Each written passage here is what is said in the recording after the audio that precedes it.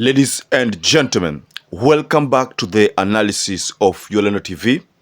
I hope you're well from whenever you watch this channel. I'd like to start this session by appreciating you so much for making this channel grow. If you wish to support us, just subscribe to our channel and give this video a like.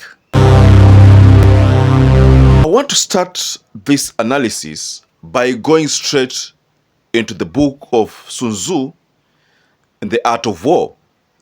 And in that book, there is a quote that I find pretty relevant to the analysis of this session. So in the book of Sun Tzu, we are told that you must always win by destroying your enemy from within. I will not delve much about that quote, but at the end of our analysis, you shall be able to make conclusions about that quote. So yesterday, Simba Arati made a certain statement during Kisii tour, and all Uda bloggers are up in arms with wrong interpretations about the statement. You must have heard what Simba Arati said in that event. Kidemokrasia ulitushinda. Wakati ulitushinda, lazima utulete pamoja kama nchi. Lakini kwa Kisii kuna msemo unasema, and William Ruto had toured Kisii County for a rally. This is like almost the 5th, 7th or 8th time William Ruto is touring Kisii County on a charm offensive, probably a move that most pundits have believed that it is aimed at eroding those political gains of Raila Odinga within Kisii counties. If there is one thing I learned in politics, is that politicians will always say anything that please their opponents, and everything in politics happens with a reason. In this particular scenario, Simba Arati did exactly what Sun Tzu termed win by destroying your enemy from within. That is what Sun Tzu said. Raila successfully used Sun Tzu's theories in 1997 and joined KANU. When he joined KANU, there was that new KANU which was formed, and he became the Secretary General, I remember. And then thereafter, there was that government of cooperation that was formed. I mean, that is what Gachagua said last week when he said that Raila joined MOI to form the government of cooperation. So that narrative of Raila in 1997 and the narrative of what is happening in Kisii County can be termed as being almost similar.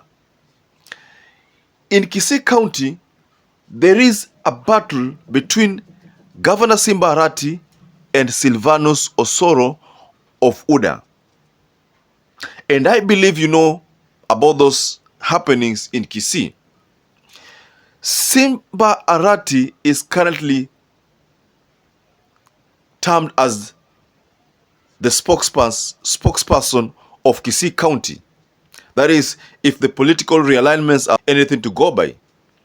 Silvanus Osoro wants to become the spokesperson of Kisii, the Kisii community.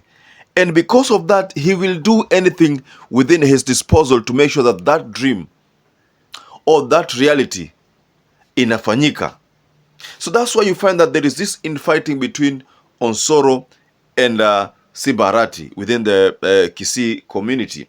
So most of the time you find that Simba Arati akisema A, or Silvanus Osoro will always come back to say B. So this back and forth fighting between the two camps has seen a scenario in Kisii County whereby leaders are not united. So what Simba Arati did yesterday in the presence of William Ruto was simply to steal Osoro's show, because Osoro expected that he was the one who was going to do all the talkings and probably control, the whole ceremony. But you see, Simba Arati also stole the show, because that was a UDA affair and there was need to deal with the wave that would have come as a result of that meeting, I can say Simba Arati was smart enough, because he knew very well that if he allowed Silvanus Osoro to steal the show, then it would have dented his political mileage within the Kisii County. So what was there? What was it supposed to do? He was simply supposed to do what politicians do by stealing the show. So he stole the show by making those utterances that almost got Kimani Ichung'wah apologizing to Simba Arati over previous utterances. So that was a very, very smart move, according to me, if you ask me. But let's tweak this narrative a bit, to a different kind of hypothesis. What if the idea there was one camp devising strategies to checkmate activities of the other camp? What if Simba Arati was simply trying to checkmate RUTO or to checkmate Osoro? What if that was a scenario? Because someone could be checkmating RUTO, to be honest. Or what if the idea was simply to spy? In politics, you must always be calculated. That is what I believe, and that is what I've come to realize, throughout the days that I've been doing analysis here. That you must always checkmate your colleague, checkmate your opponent. Know what your opponent is doing. You must always spy on your opponent. I want to tell you for a fact that anything is possible. Last year, there was a talk that a spy was planted in Raila Amolo Odinga's Opodo home. That is what Winnie Odinga revealed, that there was a spy who was planted. There was a T-girl who used to work for Mama Ida Odinga. That is what Winnie Odinga said. And Winnie Odinga said this spy used to collect information and probably reveal to the opponent. So this spy was planted there to probably just collect information and reveal to the opponent. So the opponent used the information that was being revealed to them to probably make certain decisions. That's why I'm saying in politics, anything is possible. I want to back up that narrative of that spy who was planted in Raila Amolo Odinga's home with this story. Just check this story.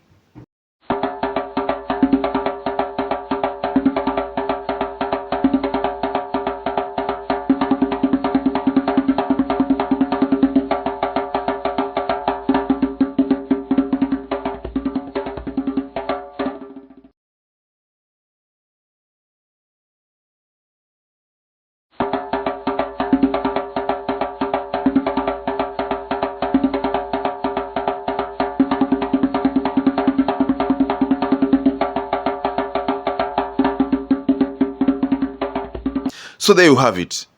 That is enough explanation. And those are words that came from Winnie Odinga.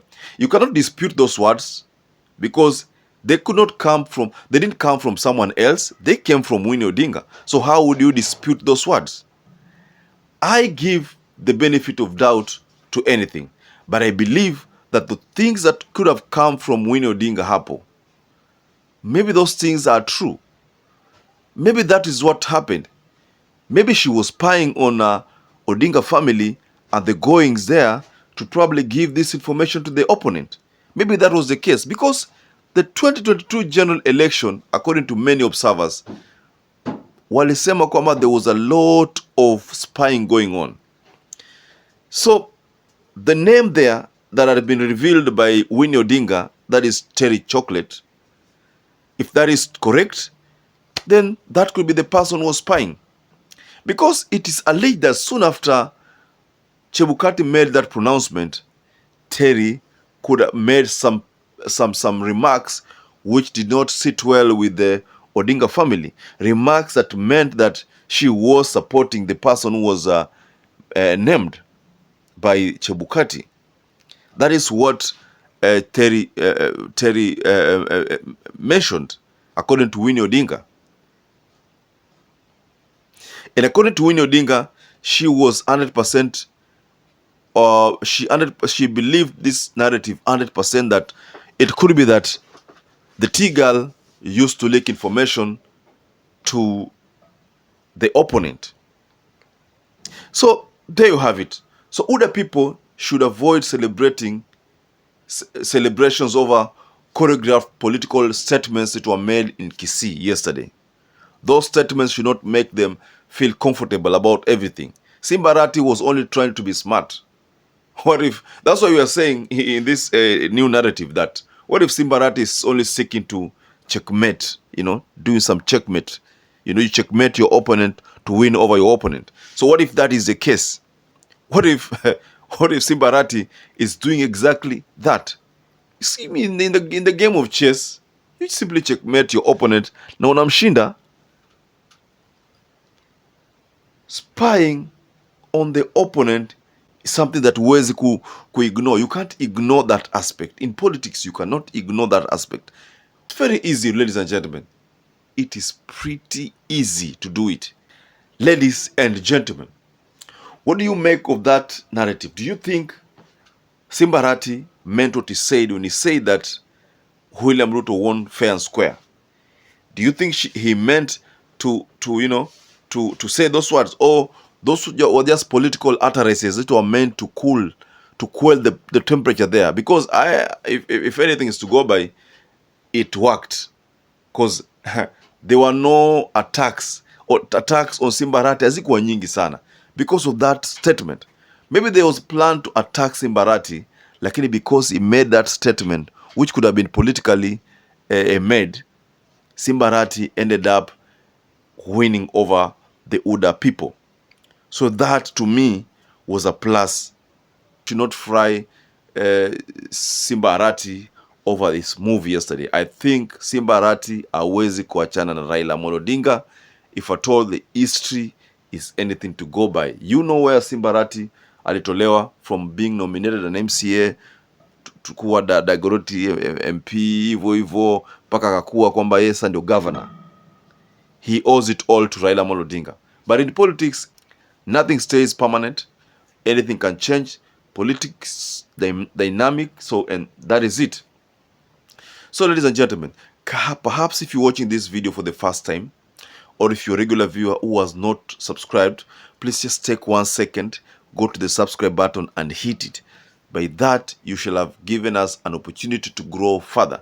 And to those who have subscribed to this channel, I am forever grateful, because without you, this channel would not have gotten this far. I'd like to kindly urge anybody who has watched this video to please just give this video a like, hit the notification bell, and also don't forget to stay safe and stay blessed until we catch up again in our next analysis.